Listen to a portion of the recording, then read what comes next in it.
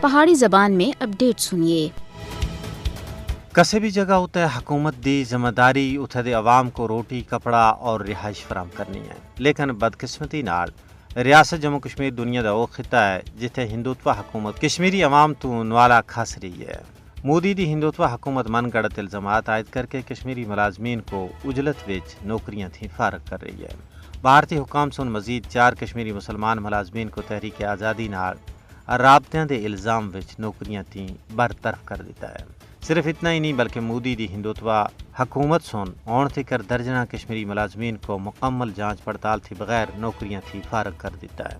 کشمیری ملازمین دی برطرفی دا مطلب انہاں دی جگہ ہندوستانی شہریوں کو تعینات کرنا ہے۔ کشمیری ملازمین دی برطرفی دراصل کشمیری مسلمانوں کو سرکاری خدمات تھی پاک کرنے دے ایک بڑے منصوبے دا حصہ ہے۔ کشمیری ملازمین دی برطرفی دا مقصد علاقے دی آبادی دے تناسب کو بٹانا ہے۔ کشمیری مسلمان ملازمین دی برطرفی ایک بڑی ناانصافی ہے جس وچ ملازماں کو عدالتاں وچ پیش ہو کے اپنی صفائی دینے دا موقع فراہم نہیں کیتا جلدا۔